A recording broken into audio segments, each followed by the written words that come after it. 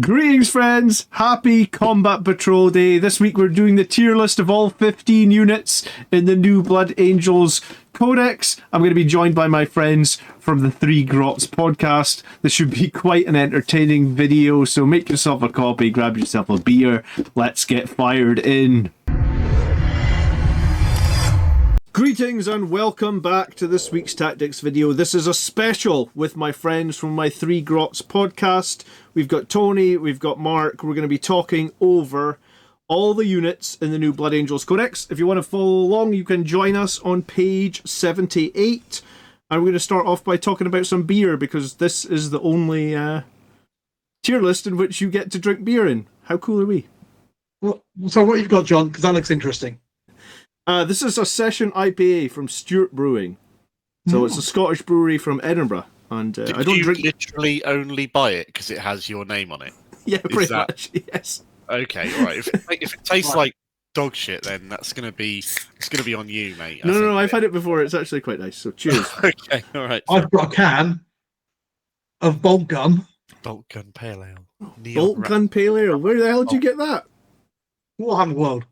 Oh, cool. 4,000%. It's 40,000%. Or 4 point. I was going to say, can you send me a photo of this for our thumbnail? Because that is very cool. I'm gonna have to pick some of that up and give that a try because I quite like pale ales, I must confess. Although I haven't got any beer this evening, so I'll just pour out the last of my little bottle of mead and drink that. Why don't you just swig it out of the bottle? Because I went on holiday to Scotland a couple of weeks ago. While I was there, I visited Scone Palace, and I got myself a very nice little whiskey glass thing. Oh, a Glencairn glass. Very nice. Yeah, proper cut crystal glass. So very nice. I want to use this because it's pretty cool. Do you know why they have that thick bob of glass at the bottom? You probably do, but will I tell you? Break it if it's thin. No. The idea is that if you hold the thick bob of glass, then your hand will not heat the liquid. So if you're trying to be a connoisseur, yeah, because apparently, or you drink it before it warms up. If you're savouring it, you're not necessarily going to do that, are you? So... Well, exactly. So that's the idea. I did not know that. Yeah. The behind having the bit. That in my whiskey tasting class, but oh well. Yeah, well, the idea is that if you hold the glass, you're not adding your body heat to the liquid. So if you enjoy it at room temperature, it keeps it that way. So cool, let's fire into the Blood Angels tier list. It's been a while since we did one of these. Pertinent stuff, yeah. When was the last time we did it? Was it like index stuff, or was it Codex stuff at that point? We must have done the index, and then we did some of the tier lists over on the Grots channel as well. We did, I think, all the enhancements over on the Grots channel. All right, that's good. It's a little bit citrusy. Good. That's what a pale ale should be, really. Quite. Yeah, it's not. It's not. It's definitely a session beer, if you know what I mean. You could sink this and then probably have 2 or 3 more. Yeah. So they're brewing beer at Warhammer World then, or are they if you like watching all sorts of fancy weird beers and hearing Tony talk about whatever weird drink he's come this time, do check out the Three Grots channel, because that is a habitual feature of the start of especially every episode from about a year or 2 years ago, where we talk about random crap before we. Sorry, there's a few breweries around. I don't know where this particular brewery is, but there's a few of them around Nottingham. So Warhammer World has got a series of their beers that they do, and some of them are very nice. I'm not sure where this particular one come from. I'm trying to figure it out. Like £6 a can. Yes, another Nottingham. So Neon Raptor, what a cool name, is another Nottingham brewery. Okay. There's a few of them around there, and they often do collaborations with GW, but you can only normally drink them on tap at Warhammer World. Yeah. Oh, that's but cool. they've done this one in a tin, so you can take it home. And actually, when I was there, I've noticed they've started doing most of their beers as quite fancy bottles, and you can buy like a gift case of different bottles from Warhammer World. Very cool. Yeah. It's not as cheap as it once was, though. I will say that. No, price. When I bought lunch there the other day. Increased. So what did you go to Warhammer World for? Just the beer or something else? Well, in all honesty, it was one of those last-minute sort of things. Buddy of mine was going up there, and he's like, "You're not at school this week, are you? Do you want to come to Warhammer World?" Yeah, all right. Because they've got a few new exhibitions that I haven't seen. Yeah, I see. Dioramas. Oh, really? Okay. Cool. Because I haven't been this year, which is weird for me, because normally I go 3 or 4 times a year. I was up near Derby last weekend, but not for Warhammer World related stuff. So yeah. So I went to see all the new stuff, and there's some really, really cool There always is. new dioramas. The Blood Bowl collection's gotten a lot bigger as well, which is quite nice. The Necromunda, they've got some really cool new dioramas and that to go with the new Necromunda release, if you're a specialist games nerd like me. Same with the tiny tanks. They've got a lot more of those. The shop's not as good as it used to be since they got rid of Forge World. They really seem to be leaning into that now. Yeah. And what they've sort of got now is the two shops. They've got sort of the Age of Sigmar and 40k shop, and then they've got the specialist games shop. And they haven't got a lot of the more weird, interesting things anymore. Yeah. That's a little bit sad. The cabinets used to be stacked with all the weird, cool resin stuff, which... Yeah, and they've still got a few of those. But they've sort of like every time I go, there's less and less of the kind of weird resin Horus Heresy things and more of just standard plastic kits. And sorry, G-Dubs, but if I'm going to buy plastic kits, I'm going to go to our affiliate link and buy them from Element Games. There you go. What a seamless plug that was. I love it. Cheaper. All right, let's get in. Quite a lot cheaper. Yeah, 20%. It's a big deal on the new combat patrols and stuff like that. US affiliate, who we don't actually know because we don't like. I can't remember. US and we haven't got a US affiliate because we're not important enough. Despite the fact that 80-90% of your user base are US, I think. It's a big portion. Yeah, I'm very happy with my new Wargame Portal as the US affiliate. They're very nice. Awesome. They're very communicative, and that is important when you're working with people. So, why don't we start with Commander Dante? He is... John tries to get us back on topic. I was going to say, let's get on topic. We've only been live for like 10 minutes. Commander Dante, he is the chapter master of the Blood Angels. Like I said, we're on page 70 of the new Codex. His pistol got +1 strength. His axe got +1 strength. I don't know if the pistol is all that meaningful, but the axe becomes kind of meaningful because when you are in Liberate or Assault Group, when you do a charge now, you are getting 9 attacks at strength 10. That's basically 9 Power Fist attacks with AP 3. He adds 1 to advance and charge. He adds 1 to hit when he's leading a unit. At the start of the fight phase, enemies within 6 inches have to take a battle shot with -1. I put the points on my phone as well, so I know what he's pointed at. He is at 130 points. Standard jump pack, 6 wounds, 4 invulnerable save. He has grenades, and I think he attaches to Assault Intercessors jump packs, or the Sanguinary Guard, or Vanguard Veterans. Go for it, Mark. I have a question. Since we're not allowed to see the tier display that you've put up for this, what are the tiers? Oh, the tiers are standard.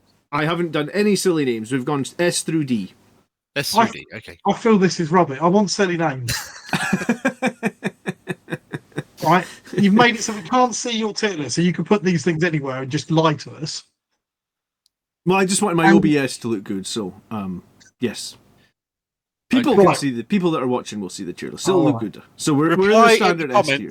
With what you think the best stupid names for the tiers should be for S through D, and give us. Well, I think D was Dumpster Fire, wasn't it? Yeah, we have done Dumpster Fire before. Yes.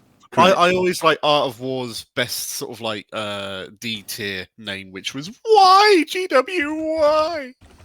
All right. I thought it was cool. Right. Okay. So, what do we think of Commander Dante? I think the point of strength on the pistol can be meaningful because pointing up to strength 9 means he's wounding transports on 4s rather than 5s.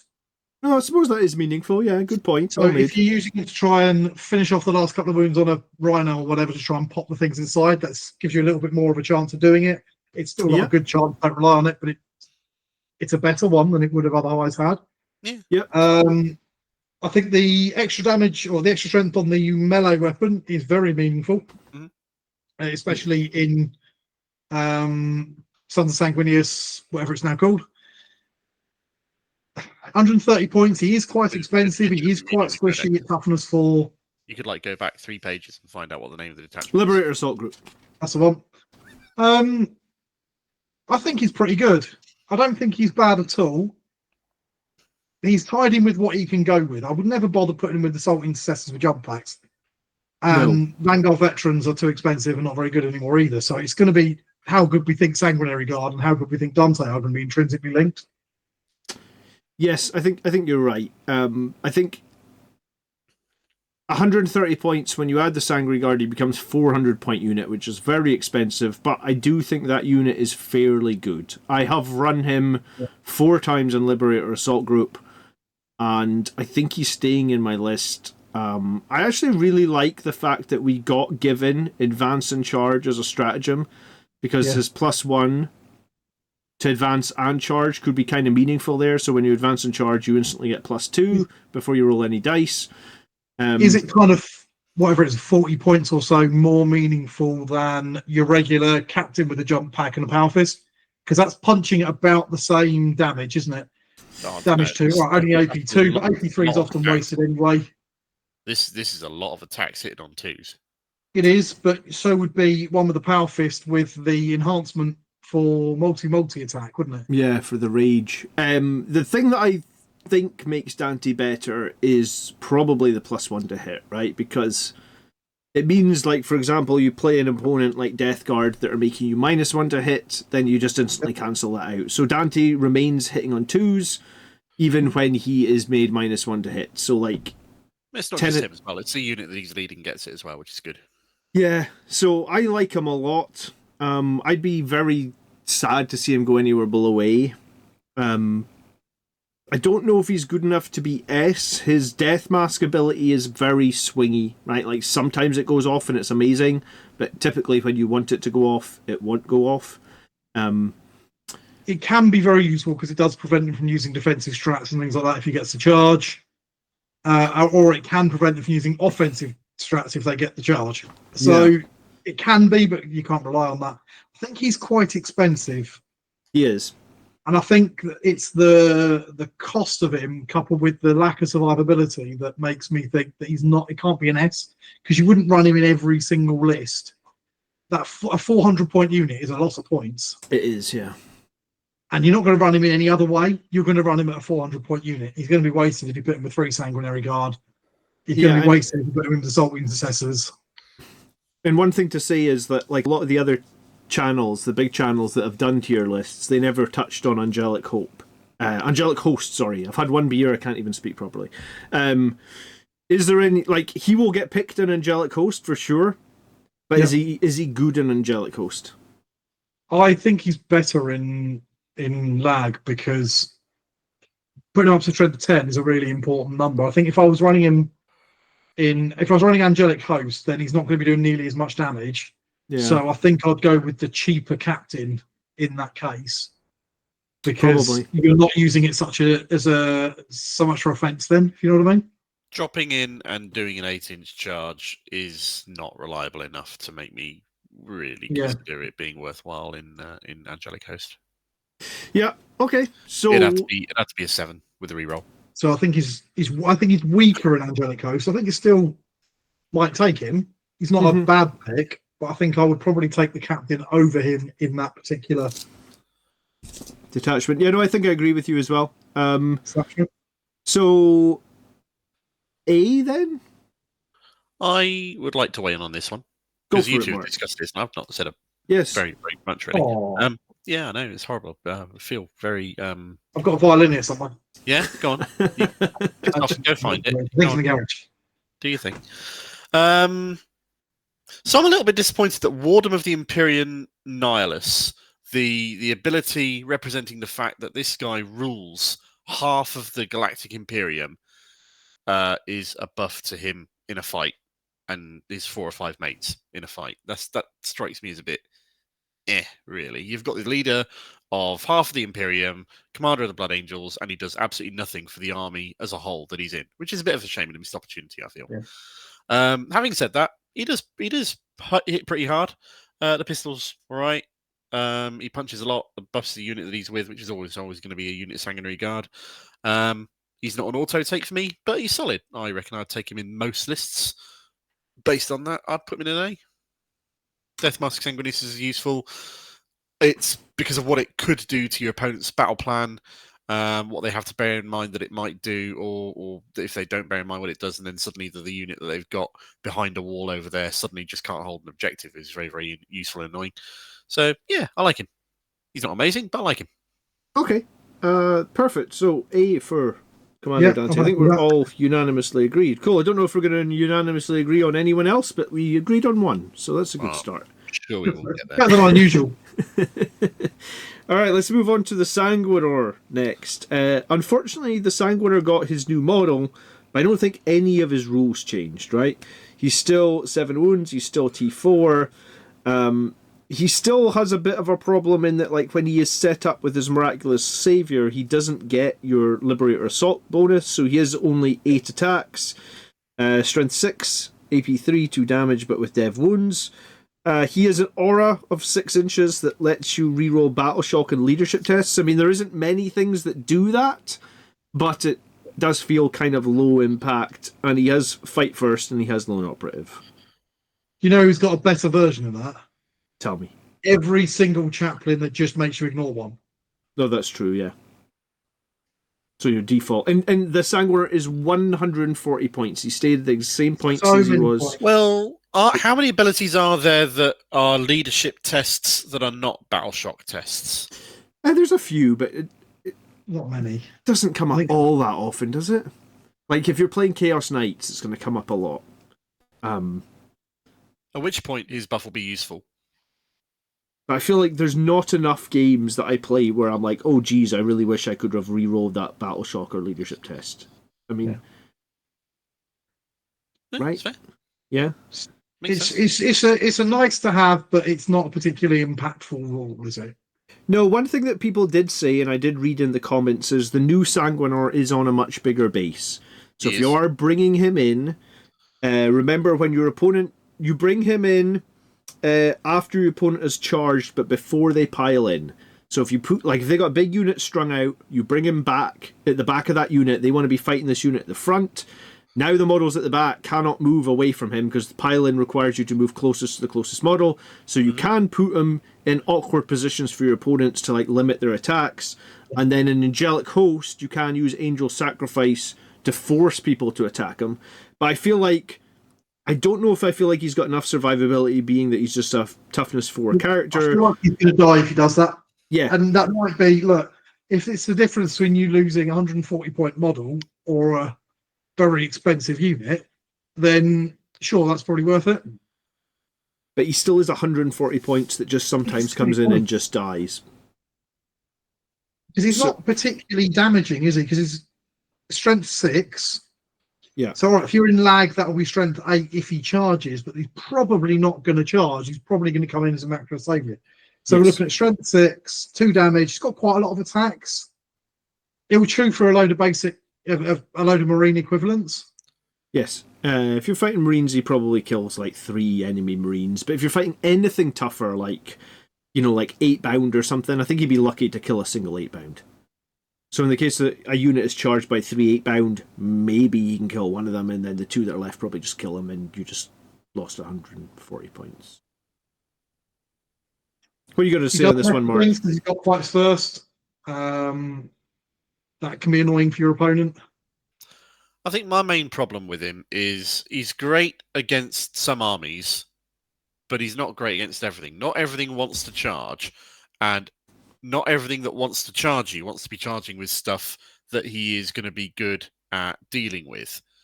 So, yeah, he's cool. Yeah, he'll mess with the battle plan a little bit, but I'm not too sure it's impactful enough to be awesome. The model's wonderful. The idea is great. What he means for Blood Angels is amazing. I just still much prefer the old model. I really prefer the old model. This one's got a monkey face. I disagree. He looks like an extra from Planet of the Apes. The way he's painted the old photographed in this picture one. looks like a monkey face. You see it, or you do it yourself. It's a lot less like that. Trust me. Quite a monkey face.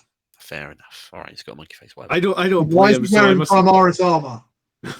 Yeah, you really hate the fact that they've given him a Primaris look. There's no justification within the lore for that. But where is it? Here somewhere. But that is much nicer armor, you know, than this nonsense we've got now. Oh, the new one flies better and has better wings. Doesn't need better wings. He doesn't. The old one looks like a person turned to gold, rather than an armored space marine, apart from the pauldrons.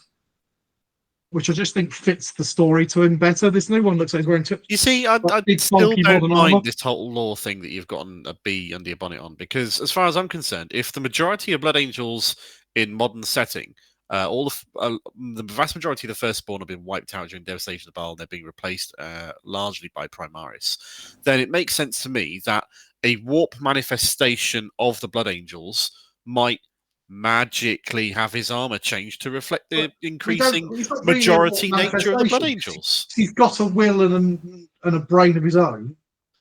And then couple that with the fact he doesn't appear to the Blood Angels. In fact, he appears so rarely that they've listed every single appearance in a big book. Tony, And the only person that's seen him more than once is Dante. Tony, space magic. Okay, where are we Space putting magic, mate. the Sanguinor lower issues apart from I want rules to put him in issues? C because he's too expensive. If he was cheaper, I'd put him in B. How many points is he now? 140. So you're on C. I don't particularly like him myself. I haven't played him when he was perceived as strong all that much, but because a lot of people perceive him as very strong. He was probably perceived as super strong at the start of the edition, but I didn't really play him. I was thinking like low B. So I think Mark, you're going to be the swing vote here.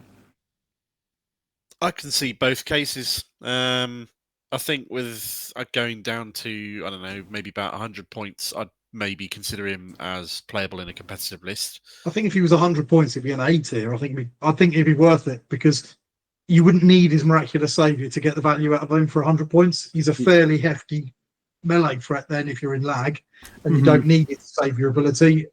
And 100 points is... I'm willing to pay 100 points to ruin somebody's day when it comes to a big charge.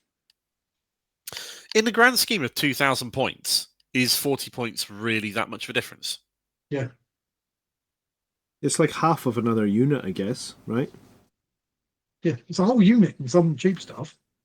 But, you know, how many scouts? Like 60 points for a unit of scouts? 65, 70. I'd get more use out of spending another 20 points or whatever for a unit of scouts. A lot more use. I genuinely think he should be maybe 120. I think it's probably a fair number for him. I think 100 would be an auto take. Yeah, I think maybe 120. Yeah, we haven't got to him yet, but he's 5 points more than Mephiston. we're going to speak And I'm about going to take Mephiston every time. Even though we're going to speak about Mephiston next, aren't we? Momentarily. So, Yeah. what's your swing vote, Mark? Commit. B or C? As he stands right now with 140 points, unfortunately, I would have to put him in C. There we go. He's a C then. Which depresses me to say. It really does. Okay. C for crap. I'd love it. I really would. Because I've made a point of not watching anybody else's tier list for this. I'm going to go and watch the. And this isn't just theory either. I've given him so many goes, and it's so difficult to make work properly. I've never felt that I've gotten the value from him. Effectively, yeah. Yeah, that's my problem. I never felt I got value from him. Either as a disruption or as a damage dealer. Let's move on to Mephiston next then. And Mephiston has very interesting rules, I think, in that it's like they gave him all the rules. They gave him fight first, they gave him a 4-up feel no pain, they gave him lone operative, they gave him advance and charge, they gave him enemy must take a leadership test or they cannot fall back from you. Yeah. His sword does lethal hits and is like strength 11, D3 damage. His plasma pistol is 5, just a standard plasma.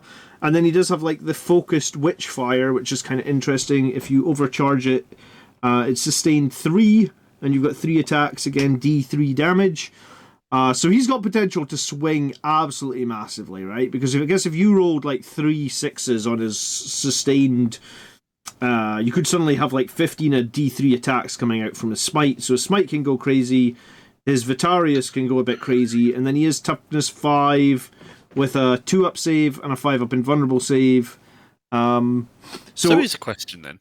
Would you consider it worthwhile spending a CP to give him shoot and... hang on. Can he advance and shoot? Yeah. Yes. Can he give him a... Well, he's got pistols normally, right? So he can't normally advance and shoot. But would it be worth spending a CP to give him advance and shoot? So from the you can stratagem, advance him up, shoot stuff, and then his native got advance and charge as well anyway. Yeah, I mean, it could be worth it. The issue that I have with, like, he has so many good rules, and I guess all the good rules are going to, like, sway everyone to just think, like, oh my god, he's so good. But all his damage is D3, which is, like, super unreliable. If you've ever played D3 damage, you'll know that it's generally pretty bad. And then the other issue I've got with him is he is just 1 OC. So you're paying 125 points, whereas, like, if if you're just trying to trade an objective away, you could spend 90 points and have 10 OC from, like, a much cheaper unit, right? Yeah. So I really like him, but I think what people need to understand is he's not a mega boss murder machine. You can't really rely on him killing anything other than, like, absolute chaff infantry. Yes. What he is, though, is a fantastic disruption piece, because he's fairly small physically, so you can hide him. He's got that kind of, he's a lone operative, so you can't shoot him unless he gets close. You can just run him around near objectives, being a right pain in the arse, because they know if they're going to try and take the objective, they're going to get Mephiston. And he's an absolute bastard to kill unless you're going to put some real concentrated fire into it with that 4-up feel no pain. Or so an avatar overwatches, hits him once, and he just dies. Yeah, true. So he's 125 point, very annoying thing to have on the board for your opponent. And I think he's a distraction Carnifex, and he's king of distraction Carnifexes. I think you're right. In a way, his super unreliable damage, while it's hard for us to strategize it or strategize around it, it's also hard for your opponents, right? Because if your opponent goes, well, Mephiston sometimes does no damage, but sometimes he does 30 damage, because that's actually, like, that's the swing he can do. It's kind of hard to just be like, well, I'll just ignore him and just hope he doesn't do 30 damage. Because it can happen. I've seen people say, like, oh, he's one shot Angron or something. I was like, are you crazy? Could that actually happen? But I mean, statistically, it can happen, right? Strength 11 on the charge. There's not many things that are safe from him either. Yeah, you're like, oh, just shot this toughness 10 dread. Oh, what? I just killed my, or he bounces off, because they can't predict that either. You can't rely on doing it. Yeah, his sole purpose is to just be annoying for your opponent to deal with, because they have to deal with him. They can't ignore him in case he swings high and butchers something. And to kill him, they can't just. All right, statistically, yes, maybe they can Avatar of Cain Overwatch him once, but they're probably going to have to put a dedicated amount of killing in to get rid of him, especially with fights first. So they've really got to try and shoot him, or risk losing an expensive unit. The last thing I want to say is I've seen a lot of people saying that he's good to hang out next to another unit. So when the other unit gets charged, similar to what you do with the Sanguinor, you then heroically intervene with Mephiston. When you heroically intervene, you get your plus strength, you get your plus attacks, and then you fight first. And then you can actually be kind of nightmarish. I think he's quite good. I think 125 points is a fair price for him. I don't think he's overcosted, but I don't think he's undercosted either. What are you thinking, Mark? I would take him in almost every Blood Angel list that I ran, just for the value of running him, to be honest. I wouldn't expect him to win the game single-handedly for me, but I expect him to be useful. I expect him to put in some work. Based on that, I'll put him in A. You're thinking A? In an Angelic Host, he's just a little bit weaker than LEG, because he doesn't get the bonuses and he doesn't have a jump pack, so he can't really get any bonus from Angelic Host. Yeah, pretty much. No, but his main benefit is still being the fact that he's tough rather than he's killy. Yeah. So he's tough, he's lone operative. Mark's got him on an A. I don't like unreliable stuff. I guess that's because I'm out of the three of us, I'm the one that really maths everything for the tournament, so I don't like sitting in a tournament going, this guy has an unreliable amount of damage, so I don't know how to use him. So I think he's a B. So I think, Tony, you're going to be the swing vote in this one. I think I'm with Mark, and I'm an A for him. But what I will say is, because I do maths these things out as well, is he's an A for the same reason lots of other non-damage dealing units are A's. We were all running those lieutenants that could lone op about the board for 70 points or whatever for a while. He wasn't there to do damage. He was there to do actions and be annoying. And this is what Mephiston's for. He's an expensive model for doing that, but he does do it very, very well. So if he does any damage in melee, that's a bonus. Yeah, I think you're probably right. And for his primary purpose, he's an 18. And the flex you've got with the 7-inch move and a native advance and charge, that's a bit of reach. Yeah, no, you apparently can't quantify him. I agree with that. And I guess if like a lot of people in Space Marine armies take scouts, and if you had a unit of scouts on a flank and Mephiston's hanging out on that flank, your scouts are going to feel pretty vulnerable, I would wager. Like you're just going to be like, yeah, because of his long movement, I don't want my scouts to be anywhere near that. So, okay, let's move on then to Astorath. And this is an interesting one because he is one of 2 characters that lead Jump Death Company that are in our new book. I know there's a chaplain that leads Jump Death Company, but that isn't in this tier list because we're just looking at Blood Angels units. So we are looking at Astorath. He got a bit of an improvement in that his weapon got fairly increased. 6 attacks, so it would be 7 in lag, strength 9 in lag, devastating wounds and precision. So, and then he's giving the entire Death Company devastating wounds. He's giving the entire Death Company he leads 4-up fight on death. The only issue with the 4-up fight on death, if you guys are probably familiar, but I'll just say it in case anyone watching isn't, when models die, you have to select the model before you roll the 4-up. So, like, you cannot roll 2 dice, roll 2 4-ups and say, oh, my 2 Power Fist guys are dead. You have to nominate the models first. So the 4-up can be amazing if you roll the 4-up on the Power Fist guys. If you roll the 4-up for Fight on Death on a Chainsword, not so amazing. And then standard, I think he's 5 wounds now, 2-up, 4-up, 12-inch jump. Sort of standard Blood Angels shenanigans. And he's got a beautiful new model. Have you guys painted him yet? Yeah, I've got him. He's on my table. Yeah, he's in my list. Yes. To be honest, the big box for me was sold on the quality of the new Astorath and Lemartes models. Yeah, that's very true. Okay, so what do you guys think of Astorath? Do you like? Well, you've got him in your list, Mark. You want to go first this time? For me, he is the auto take now in a Blood Angels Liberator Assault Group. Is that the name? That's right. Yeah. Yeah. Yeah, okay, sure. He got a little bit more punchy himself, but the buffs that he gives to the Death Company now, the fight on death, and more importantly, the devastating wounds, makes him a literal auto include in that, because I'll take 1 unit of Death Company, he'll buff it, and they'll charge something, and they'll murder it. Great. Yeah, I think with the reduction in Power Fists that the Death Company got this edition, having devastating wounds feels like a really nice trade-off, because like when you're rolling all those dice and Death Company get to re-roll the hits, you're going to roll some 6s on the wound rolls. So the Avatar Arcane's got a bit of a defensive profile. You may or may not be familiar with, having used it. It's toughness 12. It has like half damage or -1 damage or something. Yeah, half damage, I think.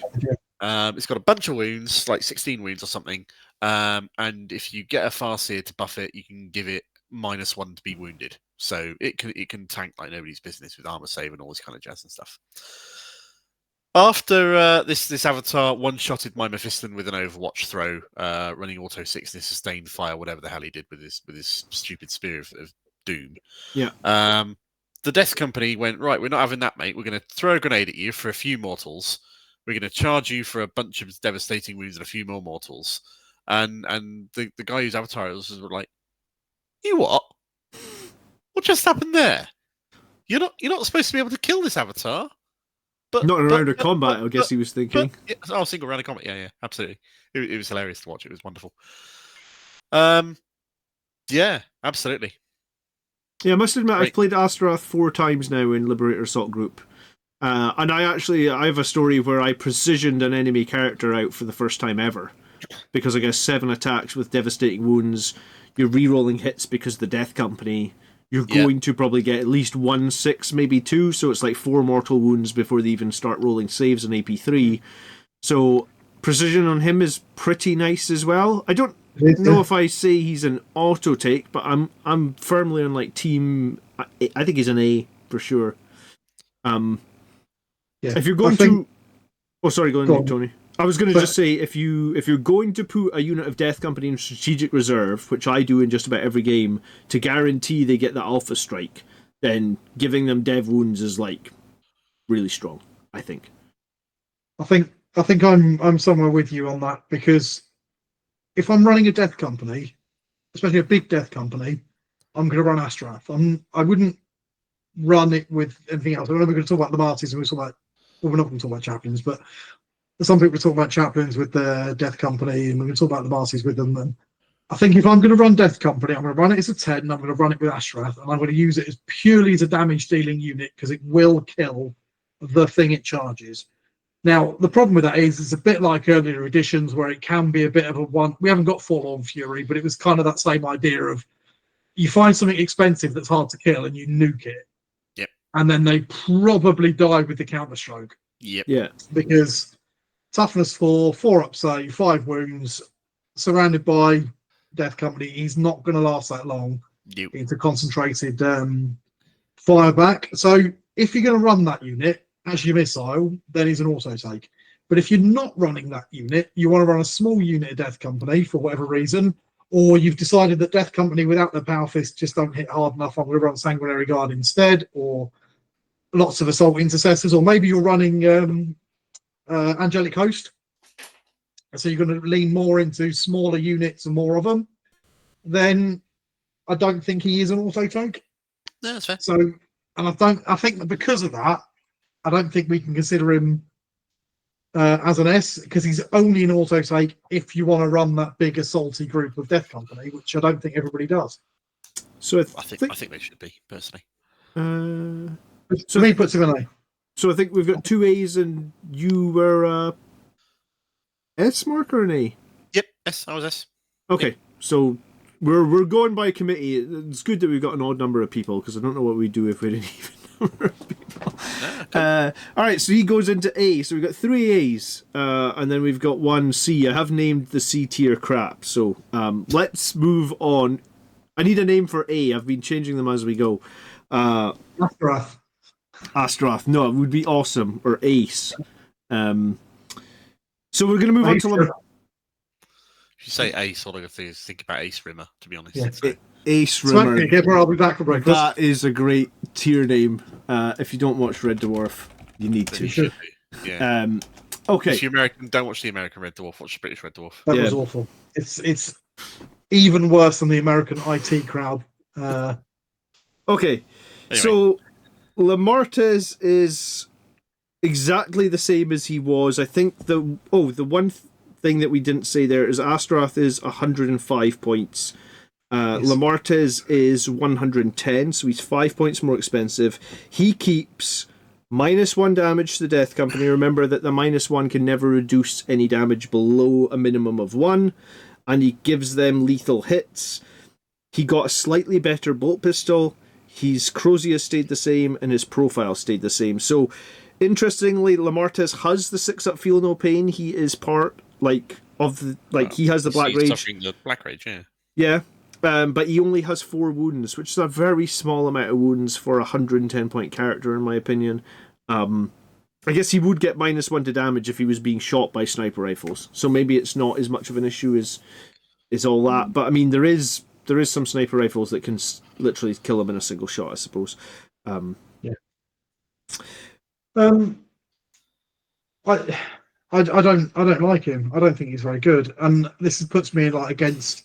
I know loads of people really love him and think he's the far better choice because he makes him -1 damage on 2 wound models that have also got a Feel No Pain, makes them much more tanky. But they're still just toughness 4 bodies. I think if you've got your Death Company into a position where they're taking a lot of damage, then I think you've probably fucked up somewhere. I think you're right. I mean, you could still lose the entire 10-man Death Company even with the -1 damage. What happens when you're playing Drukhari and every whatever it is, those little spitters, they'll do 1 damage and they're anti-infantry 2 up. They'll just murder them. They don't care it's -1 damage. So there is armies that will just rip through a Death Company and his buff is meaningless. But yeah, you're right. A lot of people rate Lemartes very, very high. People have rated him very, very high all edition, and it really just comes down to people perceive it as lethal hits are very good with the rerolls to hit, and -1 damage is very good into 2 damage weapons. He's suffered because Astorath got better and he didn't. He was great when Astorath was bad. And now Astorath is awesome and Lemartes is unchanged. So ultimately, if you're going to run 2 units of Death Company, maybe I'd run a normal chaplain instead of Lemartes. Maybe not. I don't know. But I'd always run an Astorath over a Lemartes or a normal chaplain. That's what it boils down to for me. The defensive buff Guardian of the Lost, if they want to kill your Death Company, they're going to die with or without that, frankly. But so does he make the Death Company better at what Death Company do? Well, yes, but does he make them better than what a Death Company, at doing Death Company things than, say, a chaplain for 20-odd points, 30 points less? Well, is lethal hits better than +1 to wound all of the time? It's about a par. I don't think it is. I don't think it's better. It's about a par. I was going to say lethal hits is slightly better, I think, against really high toughness stuff, right? Because if your wound roll is really bad, then lethal hits is better. But yeah, I think Mark's right. +1 to wound versus lethal hits, they're both similar. Yeah. They're similar enough that you can kind of give or take them. Ultimately, you're paying points for Guardian of the Lost, and it doesn't make a difference. So I'd rather just take a chaplain. So I think I'd always take a regular chaplain over him. I must admit, I'm in the minority here in that when I ran my GT list, I was running 2 chaplains, and then now, since Liberator Assault Group, I've moved to Astorath, so I've not been running him. I did run him for a while at the start of 10th edition, but my issue with him was he was boring. He was the only choice, right? Like, for 6 months, 9 months, he was the only choice, right? And I think, like, that's one thing that annoys me in the books is, like, when we have multiple characters that do the same thing, but there's only actually one competitive choice, I only play one army. I get bored of running the same choice. So I purposely went away from him because it was like, I'm bored of playing him for 9 months straight. And having played Astorath a few times, maybe I've been lucky with my 4-up fight on deaths and I've been able to actually kill stuff. Power fist guys have died and swung really hard, and that's been really impactful for me. Did you reroll charges as well? No, the Death Company with jump packs get that by default. That's their special ability, yeah. But yeah, so for me, I guess 110 points for Lemartes. I kind of feel like I think he's still an A pick, like tier A, but I don't necessarily think that I'm not running out to play him. I'm probably not going to play him in the next 6 months. I don't think he's necessarily bad. I just think he's not for me. See, I think he's a B tier because what he adds to Death Company doing Death Company things is not worth the premium over the other options that we've got. So I think if he was 100 points, then I'd be thinking, okay, that's a lot closer than a regular chaplain, and he makes them a bit more survivable. But I don't need my Death Companies to be survivable anyway, because whatever you do, they're not going to be that survivable. So I think at 110 points, he's too overcosted to run, and he doesn't add enough to make up for that. So I think it's a B tier. Mark, you're the swing vote. I'd go even further. I would say he's a C tier. He's not unplayable, but I don't want to be paying points for an ability that does effectively nothing. So, no, I'm not going to take him. Then we basically split. He goes into B. We've got an A, we've got a B, we've got a C. I do also think that it's a little bit sad that his melee is just so much worse than Astorath as well, right? Yeah. Like, less AP, less attacks, less strength. It's just underwhelming, I feel like. Which is a pity because I think his new model is gorgeous, and I've still got mine on the sprue. I haven't even snipped him off. That's how excited I am about him. Yeah, I think if he was cheaper, then there'd be more of a conversation in this.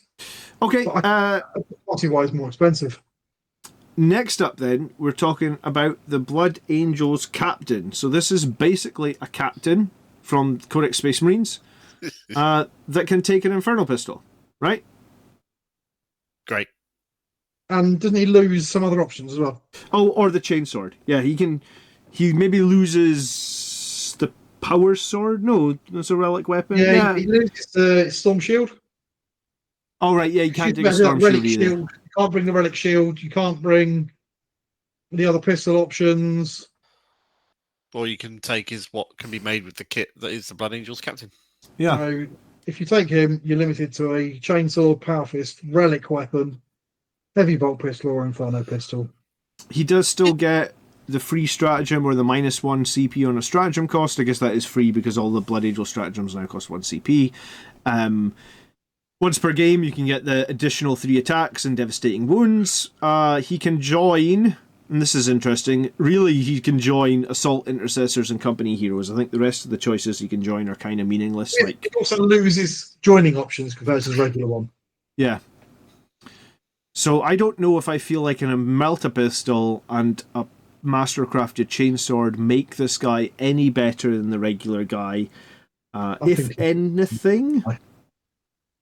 I think it's worse than regular. I mean, this is telling. Mark and I are going to a tournament in a month, or at the end of the month, and I'm running a regular captain rather than the Blood Angel captain. I think it's better.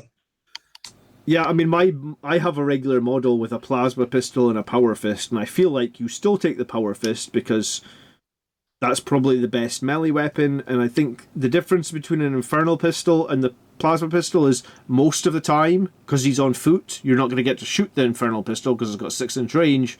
So the plasma pistol is probably just statistically the better choice overall because you're actually going to be in range to shoot it now and again. Yeah. Or you can take the Neo Volkite pistol if you take the other one as well, which I actually quite like. Oh yeah, gives you some devastating wounds. What do you think of this guy, Mark? I don't see an army in which I ever really want to take him, to be honest. I wouldn't say he's unplayable, really, but he's close. He looks cool. I mean, to be fair, I could be running in with the list for running in the week. I'm just running the other one because... I love all the options they put on the model to make him look like he could be a Tycho or all the various different options that you've got to build him with, which is kind of neat. The way that he could be statted and built to be a Gabriel Seth replacement is kind of fun, I suppose, but ultimately he's a fluff option. He's not a competitive choice as far as I'm concerned. So let's play devil's advocate and say that you didn't have the Blood Angels, the normal captain, right? And you've bought the Combat Patrol, you've got the Blood Angels captain, you give him the Infernal Pistol because that's the only option, you give him the Power Fist, which we perceive as the best option, you give him that Rage-Fueled Warrior thing so he can have sustained 3 in his finest hour, gives him like 9 Power Fist attacks on the Charge and Liberator Assault group. Because that's what you're going to do with him, right? I still wouldn't run him. I'd convert him and put a jump pack on him and run him as a jump pack captain instead of a foot captain. You see, I'm not quite there because I would run him. Here's my one, but he's got a plasma pistol. So I could run exactly the same as I'm running this guy. He's not painted yet because he's being done for this tournament. And I could run equally, I could easily run the Blood Angels captain thing. I don't think the difference between a plasma pistol and an Inferno pistol is really all that much. So if you're going to run a captain anyway, then you could run this one. So I don't think he is objectively slightly worse than a regular captain, but only because he can't really attack for as many units. Yeah, so he goes with Company Heroes, doesn't he? He goes with Company Heroes, he goes with Assault Intercessors to reroll wounds. So the strong play with this guy is you buff him up to 9 attacks, you take the sustained 3, and then you reroll wounds to fish for devastating wounds. So realistically, like, he could probably do somewhere between, like, with a little bit of luck, you could do 6 to 10 dev wounds with this guy, which you can't do with a jump character, right? Like, you just probably, like, I don't think you can get devastating wounds on the jump character. So yeah, he can jump out, he can do some dev wounds. I don't think it's meaningless. I don't think he's bad. I think he's an A, maybe. Like, I was playing one in my GT list, but I was just playing the regular captain, like we just said, with the Power Fist and Plasma Pistol. Like, I'm not in a rush to change that character. I'll probably just keep playing the same one. But I mean, I never, like, in my games that I played, I buffed him to 9 attacks with dev wounds and swung with a Power Fist. The Plasma Pistol was kind of inconsequential, right? Like, the strength of that. He's got Plasma Pistol because it's on the model. Yeah, I like the strong part here is going 9 attacks, dev wounds with potential rerolls to hit and rerolls to wound. That's the strong part. And I think a lot of people. Every game? I don't run him very often. I'm running him in this game, but I don't generally because I tend to only put characters with my jump pack units. But I don't run a captain full stop. I generally run more chaplains. Yeah. But he has got his place if I want to do a foot chargey thing, especially on playing on my Flesh Terrors. So I think he's all right. I don't know if I go as an A, but I think he's a high B. I think if you give him the enhancement, I'd probably say He's horrifically damaging, but he's a bit slow. Yeah, he could be an A. So I think it's an A or a B. But it's up to you, Mark. What are you thinking? I'm putting him in C. Next You're to not. Lemartes. You do not like him. He's just not going to run him. Yeah, just don't see a world in which I'd want to run him. Yeah. I don't think he's an awful unit. I don't think it's a joke, but I just don't want to run him. I think it depends on if you want to do. I think if I want to run a captain, because you can only use rights of battle once per army, no matter how many captains you've got, I'm going to run a jump pack captain. It's that simple. And what do you think? I was going to say something there. What do you think of the combo of having him with the Assault Intercessors and the Impulsor? Do you like that combo, or you just prefer, are you just prefer running your Blood Angels with jump packs? You don't want to have transports. If I was going to run something on foot with some Intercessors, I probably wouldn't put a captain with them. It's fair. Like you said, you want to be able to do the free stratagem on your jump units. That's probably better for Red Rampage and Armor of Contempt, that sort of thing. If I was going to do something on foot, then I'd could probably put a Sanguinary Priest with them, to be honest.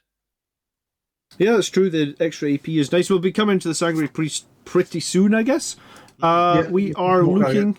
So he'll go into B then. We've got an A, a B, and a C. So split there again. We are now on to the Death Company Captain on foot. And this is him in the bin. In the bin.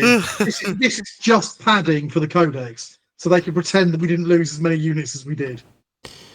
I did sort of think that this guy is a bit of padding. What's he for? In theory, he's as functional as a normal captain, but in practice, you're never running Death Company on You can only attach him to foot Death Company. Which you're never going to run.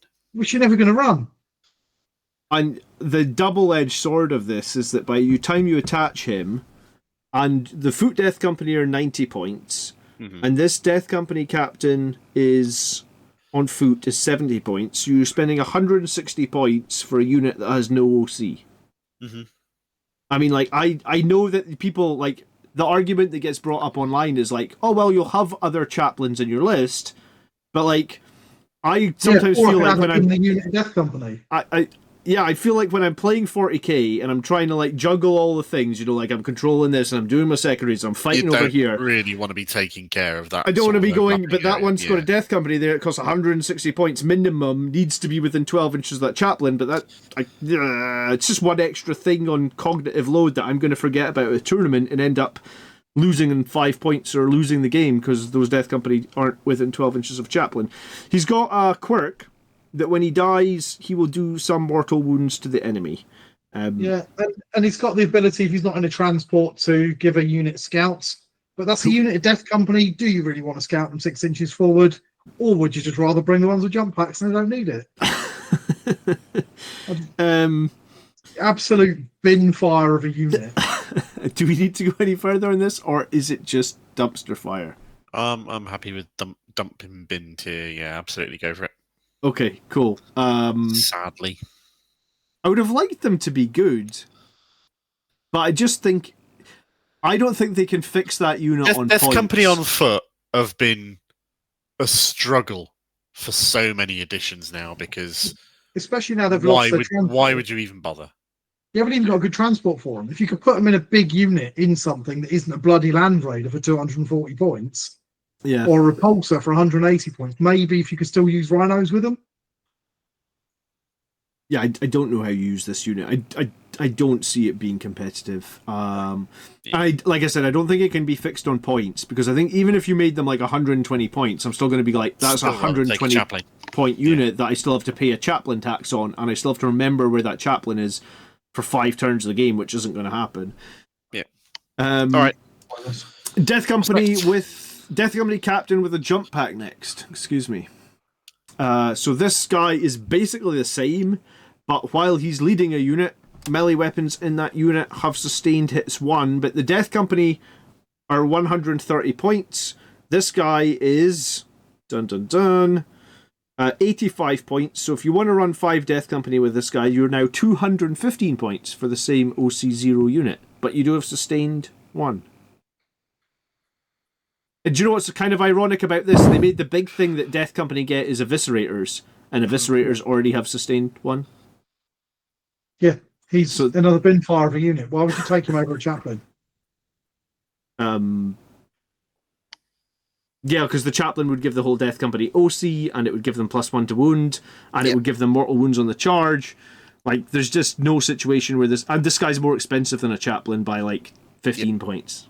I was going to make a case and say that because he goes with the unit that you're actually going to take in a Blood Angel's army, that makes him a little bit more useful than the Death Company captain on foot. But even then, you're right. If I'm running 1 unit, it's got Astorath in it. If I'm running 2 units, it's got Astorath and the chaplain.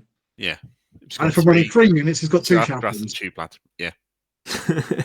And if you're running 4, then you've got Astorath, 2 chaplains, and Lemartes. You can only run the maximum of 3. Oh, so... you're right.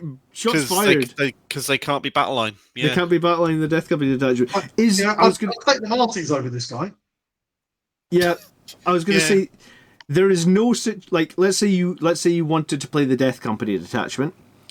You can only give the enhancements from the Death Company Death Company detachment to these captains. You can't give them to chaplains. Mm-hmm. Yeah. Which is a big mistake in my opinion as well. So, like, if you were going to play the Death Company detachment, are you running these guys? Would you run them?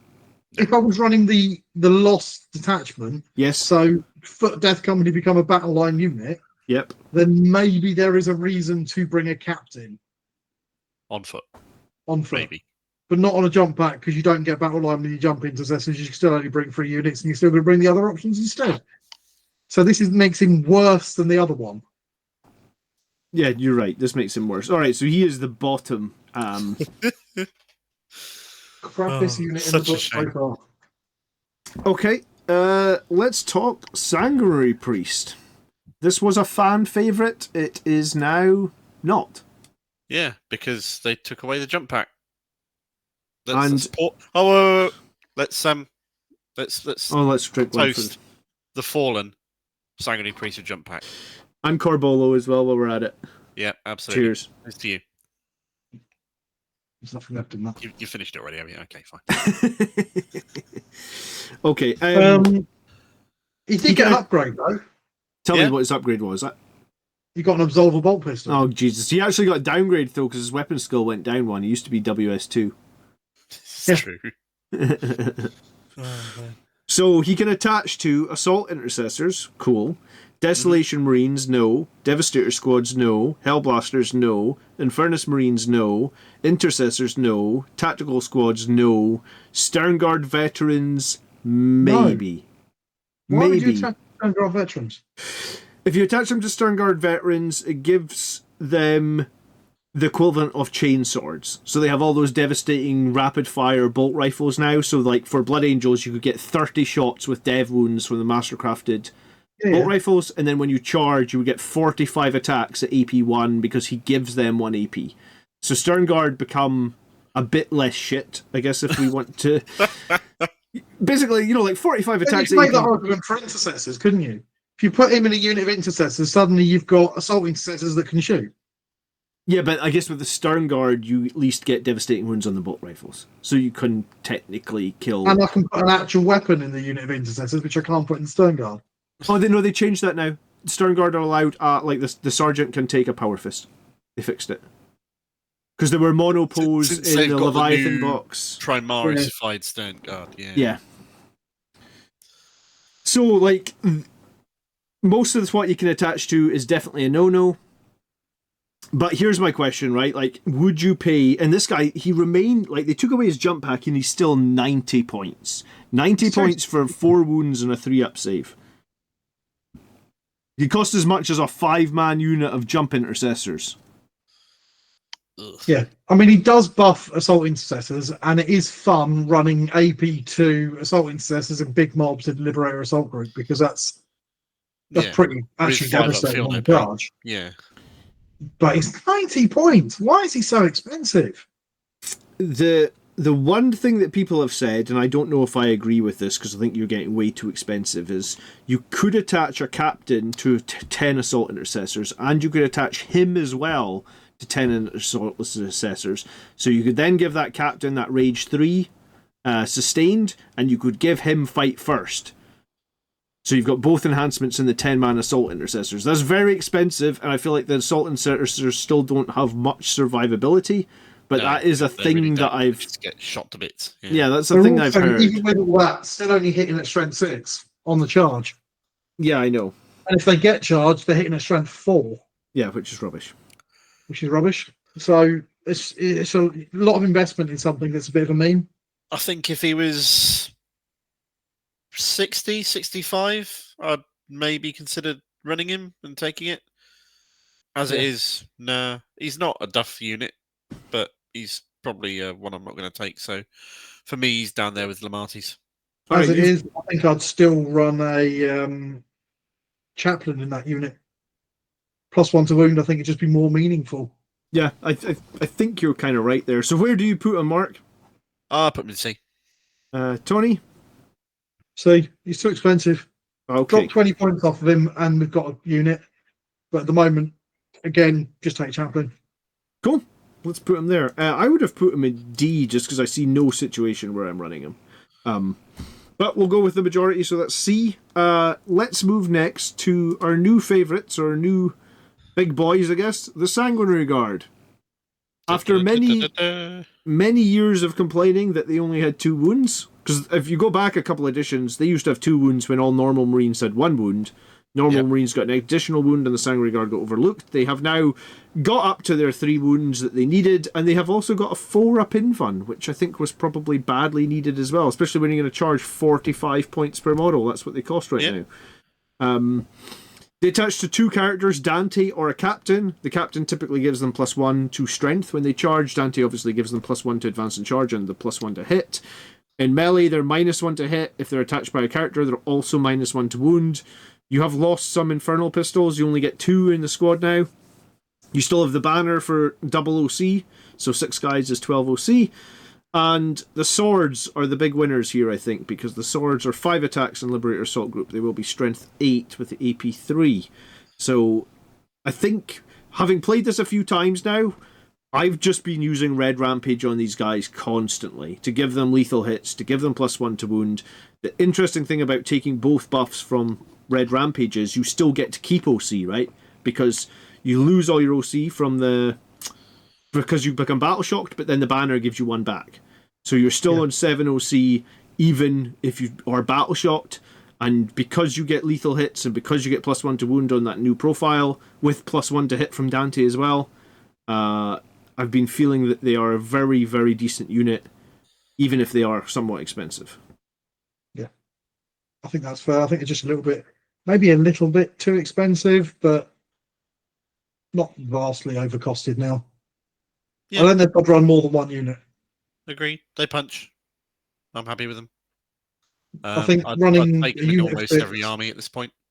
Yeah, if you're running Liberator Assault Group and you're going on the offensive with melee, which you probably are if you're running Liberator Assault Group, I think you're going to have a unit of these in it.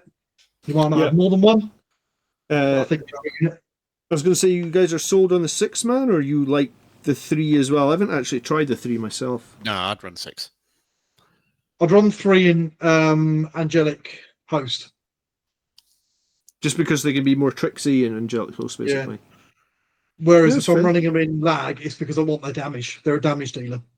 Yeah, they are a very solid damage dealer. It's really nice to have some AP3 in Blood Angels again, because AP3 wrecks certain units. Very good into Big Knights, because Big Knights are usually like a 2-up, 5-up invuln save, so the AP3 puts them straight onto that invuln. And I've actually had some, people have asked, what unit can you kill Knights with Blood Angels? Well, if you've got 6 Sanguinary Guard plus Dante, that gives you 39 attacks. And that's 39 AP3 damage too, with +1 to hit, and potentially lethals, and potentially +1 to wound. I think it's very, very strong. I think... I wish you could attach a jump chaplain to them. I wish you're right, if you could attach a jump chaplain to them, that would be legit so strong, because it would be cheap. Jump chaplain is so cheap. I'd be running little units 3, even in Angelic, with the chaplain. I'll probably run 3 units with 3 chaplains. Oh man, don't give us giving me ideas that we can't do, Tony, man. Yeah, why waste time thinking about things that you can't do? It would be really powerful. I just don't know why they can't Do they Because, not like because they're chaplains? bodyguards to the leader of the chapter. They're not bodyguards to chaplains. Well, they're not. Why are they bodyguarding captains as well then? Because he's not the leader of the chapter. Fair point. Well made. Okay. Surely, if you think back to the previous edition, it was just the warlord had to be with them. That's true. So whoever your leader was. Yeah. I think they're an A, but I think I agree with Tony saying that I think they could probably come down a few points. 45 for a toughness 4 Marine, regardless of the fact he has 3 wounds, is still quite pricey. I think if they dropped a couple of points off, they'd be S tier. And it is only that 45 points that's keeping them out of S. But is that a bad thing? Do we want too many auto take every game picks? Probably not. Probably not. Because the second they become S tier, it'll suddenly be everyone's running 18 of them, and the game will get bland and vanilla very quickly. I think you run one unit with Dante or your captain. I don't think you run more than one unit. But if you go in offensive Blood Angels, you're running a unit of these. Which, to be fair, then that makes it an S tier, doesn't it? Because you're going to run one unit. You're not going to run more than one unit because it's too expensive, but you are going to run one. It's a good point. So do we Can you think of a list you would play now that doesn't have them in it? No, I think they're a crutch in my list, honestly. They just kill anything that they charge. Yeah. And I guess the one thing that we could talk about is, like, you can throw grenades with them as well. Yeah. It's always nice. Which isn't nothing, it's quite useful sometimes. Yeah. It's very useful. The only reason we killed the Avatar was we threw a grenade at it before we charged it. Yeah. That's good. That might be my most used strat at the moment. Yeah. Grenades, yeah. Yeah, I'm happy with those as well. For all the reasons. I think RBS, I think they're S. No, I wouldn't go that far. They're an auto take. One unit is an auto take in every list. Unless you're running something me like me. I agree, one unit is an auto take. But I think we maybe need to. We maybe need to take a unit. Do you know what? Nothing else is probably going into S, so we should rename S to auto take. So S should be like, so only take one. I don't think anything else will make it into S. We'll see. We will see. Yeah, at least one other unit's going to make it into S. You reckon? Yeah. I disagree with you on this. Let's move on then. Next is Death Company Marines with bolt rifles, and I can guarantee you that they're not fucking going into No, they're not. Another unit of filler, padding. What's the point? Put them in the bin, move on. I think Games Workshop may have already put this unit in the bin because you can't buy it on the visual website anymore. It's just disappeared. The box has disappeared. That's because all it was it just a unit of Intercessors with the Blood Angels upgrade sprue in it. Yeah. And they're not selling that upgrade sprue anymore. And nobody was using this profile. What can you give them? You can give one Infernal Pistol, one Eviscerator, one Grenade Launcher, one Thunder Hammer or Power. They're Intercessors, at least they've got more attacks. Well, they're Intercessors, but you get to take one Eviscerator with the unit now. Yeah. But they're 90 points, which seems... Yeah. And nobody is ever going to do that because nobody's got a model with an Eviscerator. No, you'd have to make one. I mean, they used to be a lot because they were super cheap and you could use that fire Overwatch stratagem for free. Yeah. You still never take them though. I still don't think you ever take them. I have never fielded this unit. Do we think that it could be anything beyond a D? I fielded it in like smaller battles with smaller battlefields when they had a better feel no pain and you could buff the feel no pain. Oh yeah. Or in boarding actions, but I'm not taking them in 2,000 point competitive. I'd always take the regular ones over the non-bolt rifle version. Yeah, I'm with Tony. Oh yeah, we got the two bloody bolt rifle. No, bolt rifles go in the bin. Yeah, bolt rifles in the bin. Sorry. So they're D tier. Yeah. Are they worse or better than those captains that we already put in D? Worse. Well, the captains go with them in the bin. Okay, glad I clarified that. All right, let's talk about Death Company with actual chainswords. These guys are just called Death Company Marines. The same thing happens. You get one Eviscerator per 5 models. And basically, I guess they don't have a sergeant, but equivalent, the sergeant can take a power fist and an infernal pistol. What? Am I right in saying that they get less melee weapons than the jump versions do? Yes. Yeah. The jump unit gets an extra power fist. Which was the ironic thing about that big Blood Angels box that we all bought. There wasn't enough power fists in that box to arm these guys. Ironically. So expect the data sheet to change for 11th edition. So what do these guys get? These guys get an interesting rule. Do you know what? We never even touched on the rule that... Well, I guess the other guys get the free heroic, free Overwatch. These guys get sustained 1 when they are at not full strength, and they get potential sustained 2 when they're below half strength. I don't really like rules that you need to kill your own guys or you need to lose guys to have their rules The only kick in. time this is going to come out in your favour is if you're running a 10-man squad and you've only lost 1 guy. Yeah, that's about the only Very situation. Quickly, all you're doing is not losing quite as much as you would do if you hadn't been shot. So radical idea, don't get them shot. Yeah, which is why you take the jump pack unit, because they're less likely to get shot. And you just said they have more special weapons on the jump pack unit. So this unit is cheaper. It could be led by a chaplain. Yep. But because it's 15 points more expensive than regular assault intercessors, and I feel like the second you take those regular assault intercessors with their OC2 for 15 points less, I just never am taking the guys that, yes, they hit a little bit more, but they're OC0 versus OC10. To me, that's just crazy, because it's like, this game is about holding objectives. So you're just taking away all your potential to hold, and you're paying 15 points more for it. So, as far as I'm concerned, there are 2 scenarios where you might want to run these. Go for it. If you're running the Lost Brethren detachment, where they become battle line. Sure. And you can run shitloads of them. All right, fine. But you're running that army as a meme. Yeah, you are running that army as a meme, yeah. Or you're playing boarding actions. Because in boarding actions, you're all close in anyway. The fact that they're a bit cheaper is actually of a real benefit. So the only time I would run Death Company on foot is in a boarding actions game. Even then, I wouldn't do it. Nah. So I'd run Terminator boarding action because Space Hulk. There's a serious argument to say these guys are crap. But there might be a small argument to say you could have 5 of them inside an impulsor with a chaplain so that they have OC. It's not the worst damaging unit ever. Is 5 of these in a impulsor with a chaplain going to do more damage than 5 regular assault intercessors with a chaplain and an impulsor for 15 points less? It might do slightly, but then, like you said, probably do a little bit more, wouldn't it? Yeah.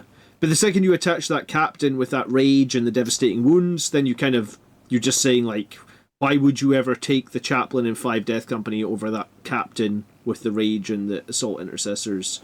I just don't think you would. So then you could take the Death Company captain with the rage, can't you? No, you can't. You can't give him. You could give it to him in Liberator Assault Group, but he'd have no OC again, which is part of the problem, right? In the bin. I think that they're better than the bolt rifles one. Captains and the bolt rifle ones. Do they get out of D? They're at the bottom of C or the top of D. I'm going to go with you and say that the bottom of the C. Like, if someone bought that box, the big starter box, and they have to run some Death Company on foot, they're kind of crap. I get a hold of some jump packs separately and put jump packs on them. And just convert them, yeah, exactly. Yeah. Sorry. I'm really sorry. I think you're right, Mark. I think you're right. People want the truth, so that's the truth. All right, next up, Death Company Marines with jump packs. These guys got a little bit of a targeted nerf in the MFM, in that 5 guys are 130 points, 10 guys are 240 points, so they specifically targeted the 5-man squad and tried to nerf them a little bit. No. Well, in a way. In another way, you think about it, if you run 2 squads of 5, then you've got 1 more power fist in 2 squads of 5 than you do in a squad of 10. So correct, it makes sense that it's 20 points less. But Yeah, 20 you're- points you're- of power fit seems a bit weird. Yeah, you're. I guess it would be 2 power fists because each squad of 5 could have 1 extra. Oh no, you're right. It's just 1 power fist. Yeah. Yeah. So basically, I But still then think you they're lose good the enough. ability to buff the whole unit with a strat or Yeah. a character. Yeah. Yeah. I know a lot of people were losing their minds over the fact that this unit lost all of its power fists. I still think it is a very good unit. I think its points maybe. There was always an argument before to run not your full squad fully equipped with things anyway, because you'd then, when you lost a model or two, you could lose the crap ones and still keep the important ones safe. Correct, yeah, and we did that for editions and editions and editions. It's only like to start a 10th edition that wasn't a thing, right? Yeah. Because you always had... Whenever your weapon has dev wounds on the charge because you're running it with Astorath, who cares? It's very true. When you re-roll all hits with your Black Rage, yeah, go for it. Don't get me wrong, they're not as good as they were, but I never had them with power fists anyway because all of my death company from previous editions, you had to pay for them. Yes. So I've got loads of chainswords. Yeah, me too. I've got loads made with chainswords. They're good. I don't think they're auto take. The one thing that we have glossed over is that they did get a buff in terms of their bolt pistols. Oh, yay. Great. They got 1 AP on the bolt pistols, which they didn't have before. You may have missed that, and you may have not wounded an enemy, which you should have, because AP1 on those bolt pistols. They did get eviscerators, which I think are kind of a thematic weapon, which is pretty cool. They're basically the same as a power fist, though. By the time you take off 1 to hit, and you add 1 back from the sustained, there's like, the mathematics there is like nothing. So I still think they're a very good unit. I think I'm running 10 of them. I think you can run them as 2 5s, or I think you can run them as a 10, like in a competitive setting. So I think my competitive list will have 10 of them in. And I think they're an A. I guess, though, based on what you said before, they might be an auto take, though. I think a unit is an auto take, just like Vanguard. See, I think they're an A because I think if I was running Angelic Host, I don't think I'd bother with them. Yeah, that's probably true. They're probably a lot weaker on Angelic Host. If you're running a Liberator Assault Group and you're going hard on the jump pack damage, then yes, I'm definitely going to run them.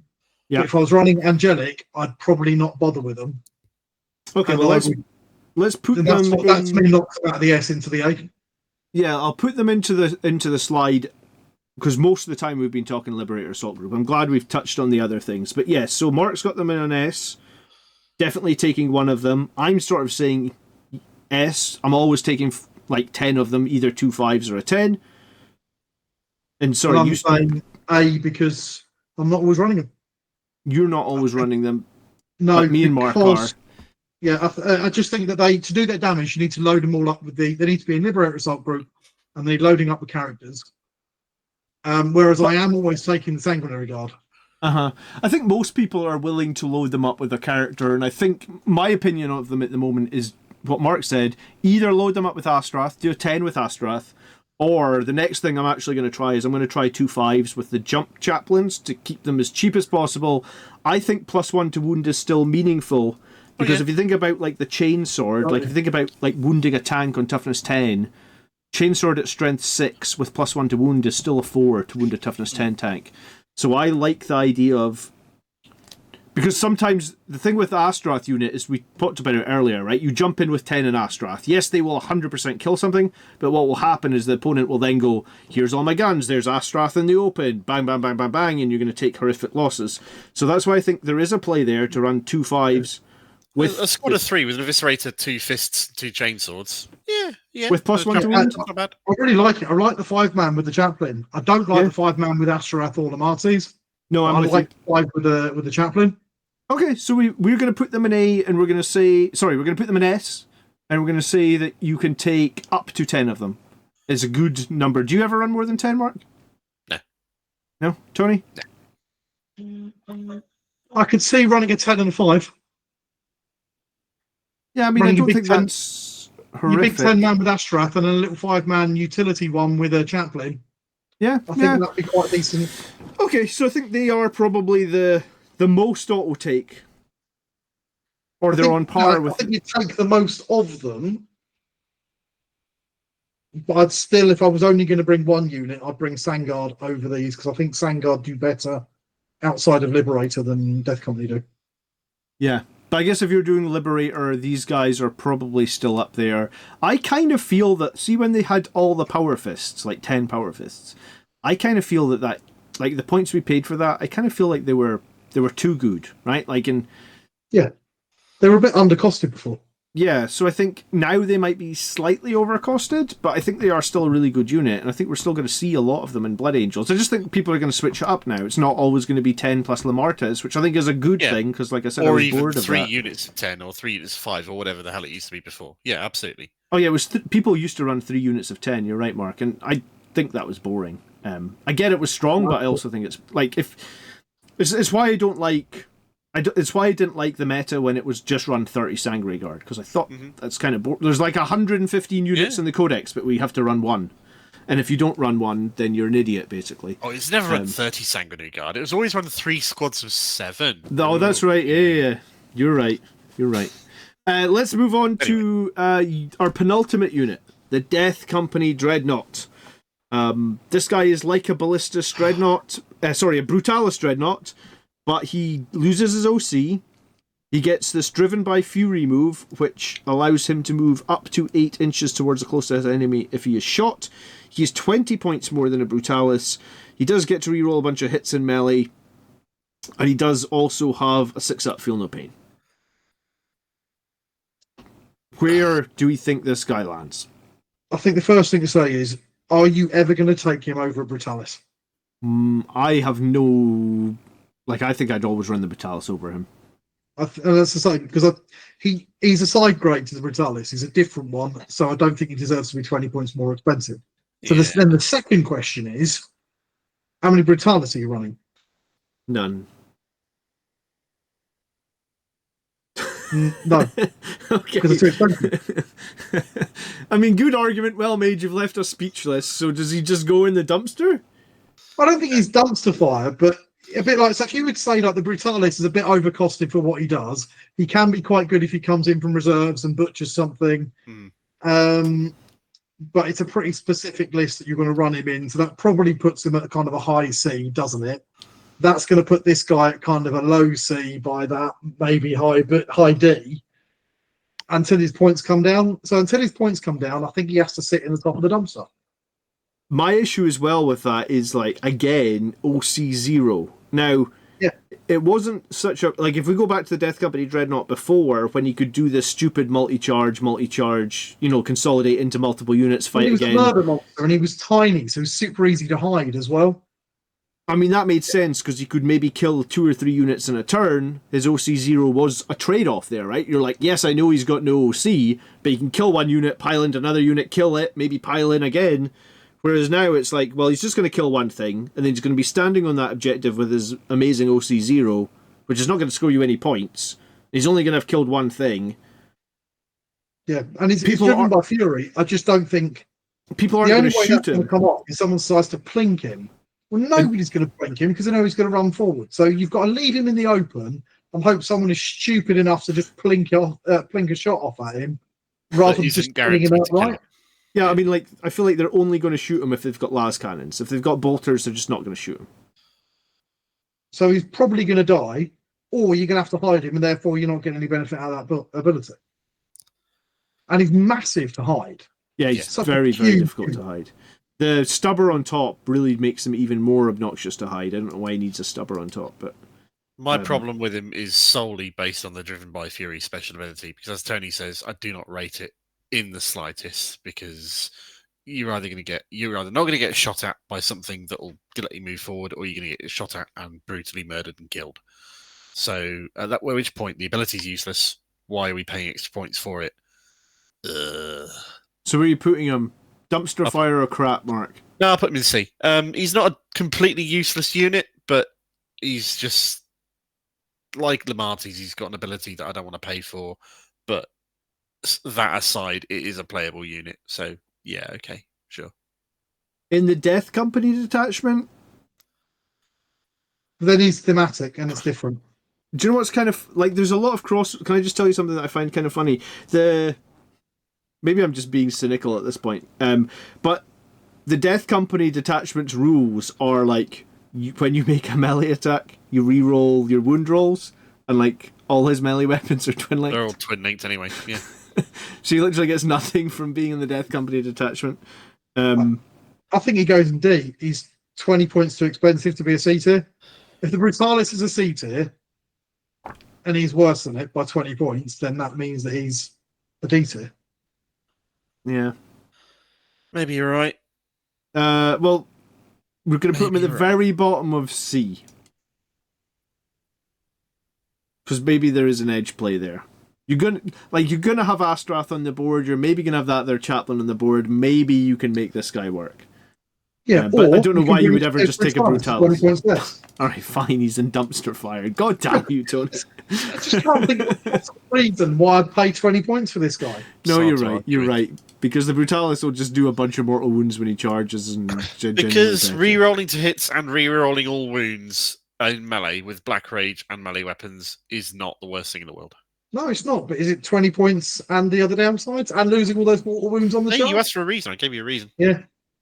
If he was like 10 points, I might start thinking. And if he was the same points, there'd be a conversation there.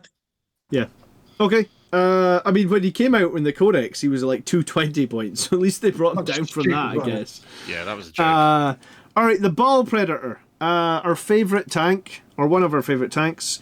It did get a small buff. Basically, they made every weapon on it except the Hunter Killer Missile now have Assault.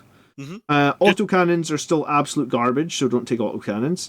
So you probably take Heavy Flamers and the Flamestorm Cannon. You can re-roll your advanced roll, but they did put a 10-point It did go up 10 points. It's now 135. Well, given it like re-rolls advanced rolls and has assault on all of its guns, then yeah, it's pretty mobile and shooty. I'd like running Flamestorm turret and 2 heavy bolters personally. Okay, yeah, I mean the Heavy Flamers they're only D6 shots. They're only strength 5 AP 1. Yeah, I could get on board with running the heavy bolters. Gives you probably a little bit more of and the 36-inch range, they got a bit more. Yeah. I like that. That works for me. I mean, you're always going to get to do something rather than him being out of range, isn't he? I was going to say, if you do Overwatch to get the benefit of the Flamestorm, you are getting 6 heavy bolter shots. So you're going to probably roll at least 1 6. You get sustained ones. So you're still getting something probably out of the Overwatch. With the heavy bolters as well. So I'm just sad that the Twin Assault Cannon, which is the iconic weapon for the Baal Predator, is so crap. There really isn't any reason to bring it. Yeah. Assault agree. cannons and onslaught cannons this edition are just so bad in my opinion. I think they need a rework. If it was 12 dice without twin linked, then maybe we'd be talking something. But that's what it was last edition, isn't it? Yeah, and then they nerfed it so that all the Primaris tanks got 12 dice and not twin linked instead of being 6 dice and twin linked. So that was just like stupid. I think even if they gave it a pip of AP, it might be a bit more. Yeah, I think you're right. I think because assault cannons used to be 1 AP, the onslaught cannons used to be 1 AP, and I think having no AP. You think about miniguns, you think about them tearing through armor, don't you? Yeah, you don't think about them just plinking off like that. Yeah. Yeah, I mean, I guess this is the first edition they brought back Devastating Wounds, so maybe next edition they'll realise that no one's running these. And not enough shots for Devastating Wounds to be worth the effort. Even with the twin link reroll, yeah. So, I must admit I am not running Baal Predators. I think they're probably like a B or C for me, but I mean, I know some people really, really like them. Where do you guys stand on them? I think they're a little bit overcosted. Really? How many points is it? 135 now. Nah, that's fine. I think I'd rather pay 130 for a regular Predator for most things. And they just put the Ballistus Dreadnought down to 130 as well. So I think for me, I would just for a primarily anti-infantry, anti-light infantry tank, I suppose. Yeah, I've got maybe. lots of things that can do that. It used to be when it's cheap and using was an annoying Overwatch threat. It was good. Then he's quite good, but he's not quite so cheap. So he's now quite an expensive Overwatch threat that needs to be relatively close to the opponent who's likely to get killed. Relatively close. Oh, come on, you can move 12 inches. You can then advance with a reroll, so you it needs to get there, count on advancing 4 inches. So it that's will get there. You can then go reach out right and touch up at a range and of 18 for the Flamestorm. That's a threat range. It is. I'm not saying it's not got a threat range. What I'm saying is it's got to get within 18, and then it's in threat range of getting killed back again. True. So you go in there, you do a bit of damage. Maybe the next turn you get an Overwatch, and then it probably dies. And is it worth 135 points for 2 turns of Flamestorm and 2 turns of Heavy Bolters? And to be the target of getting shot, because maybe it is. Maybe you're thinking, yeah, I'd rather they all laid into my Baal Predator that's had two shooting, or it's had 1 shooting phase and 1 Overwatch phase, and I'm happy. I think 135 points is fine for that, but I think that's a bit too many. I like the changes to it. I think they've made it more viable, but I think they should have kept the old points cost, and then maybe that would be. Yeah, I think at the old points cost with the changes, it's probably high B. Would we agree on that? I think it'd be a solid B, yeah, with that. With the new points cost, I think it's a high C, low B. Yeah, C's about right. We're not hurting for anti-infantry firepower. We never have been. It doesn't do anything. We're not still running the Redeemer, aren't they? Firepower. So we'll put it in the lowest of B. I think the things that we had at the top of crap were the Sanguinor and the Sanguinary Priest, and I think we're more likely to run a Baal Predator over the 2 of them right now. Sanguinary Priest, definitely. The Sanguinor, possibly, definitely. Yeah, I mean, if he's only 10 points undercosted, and we talked about the Sanguinor and the Priest probably both being 20-25 points overcosted, then yeah, I think low B is probably fair based on. It's got use. Yeah, it's got some uses, whereas I think those other units at their cost don't have much use. And it does have OC3 as well, so it's not like if you throw it on an objective. It's quite a nice thing to just, because he moves so quickly. Yeah. You can't get on the centre field objective turn 1. Yeah. And I suppose after you have advanced and shot all your flamers, if you really wanted to, you could tank shock with the advance and charge stratagem. I mean, you could. Well, I tend to run him alongside. If you're going to do that, I like running him alongside some Outriders. Because they can keep up with that, and that gives you quite a lot of things, a lot of presence on an objective turn 1. That's true. So that is and then if you charge the Outriders, they get tank shock. I was going to say, and you flip the page over to the beautiful 2nd edition Codex art. I'm glad they included that. Is lovely art. Yeah, it's such a beautiful book, isn't it? Yeah, I must admit, I haven't read too much of the lore in this book. I need to get on that. It's not really anything new, to be honest. Yeah. But it's just a beautifully presented book. I really like the shiny red spine, the same as on the cards. Mm-hmm. There's some lovely new artwork in it. It's just a nice book. I don't regret buying this. I just wish there was a little bit more new fluff in it.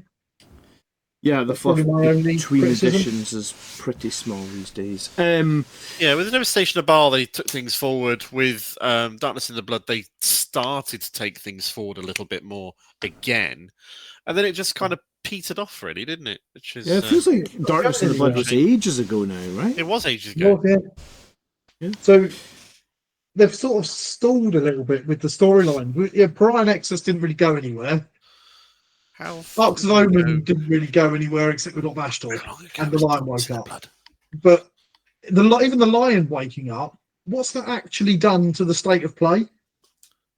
Nothing, really. Nothing really changed. No.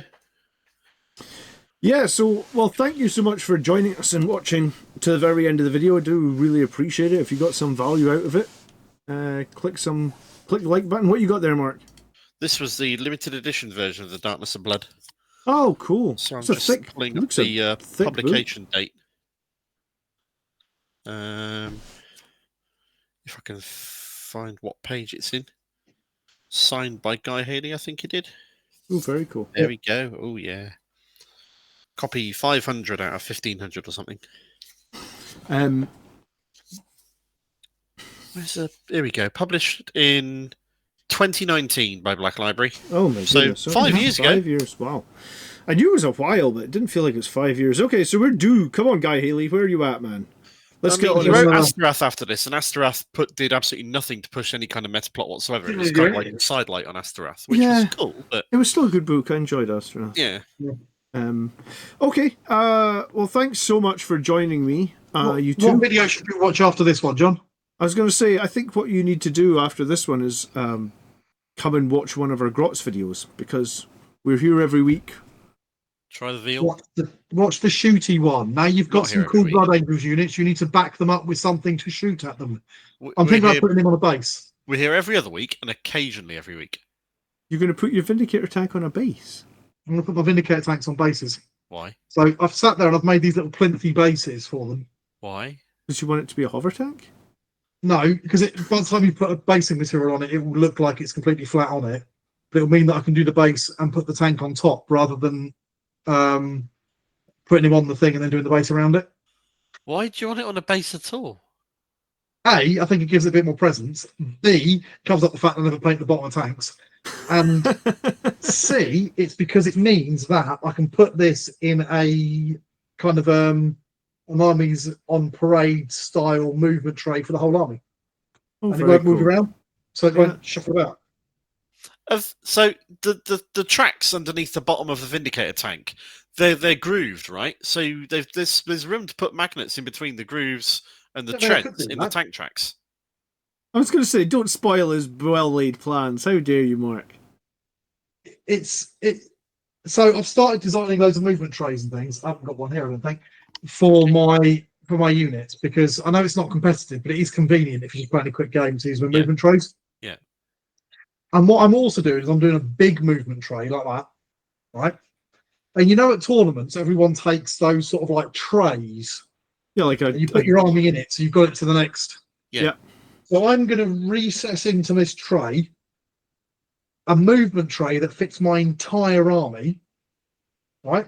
So it's got cut-out slots for all of the vehicles that are going to be on the base, and that's it just drops in.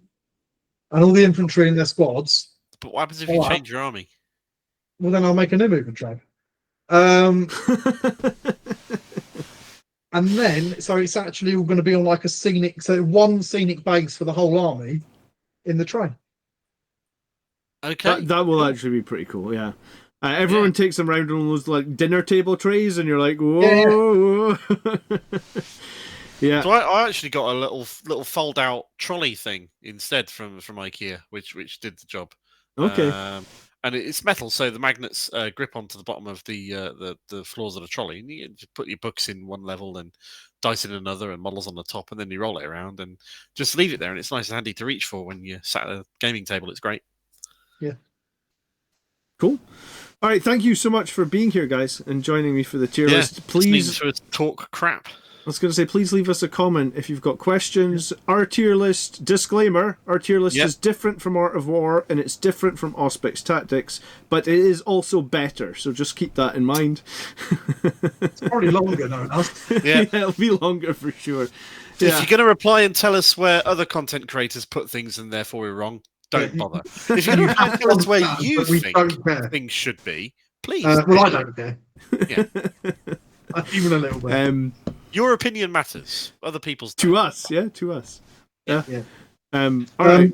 Yeah, and watch the next video that John's put up there, because it's probably something worth watching. I think you should put the video with the fire support video. I guarantee he's forgotten and not putting it up. No, I will.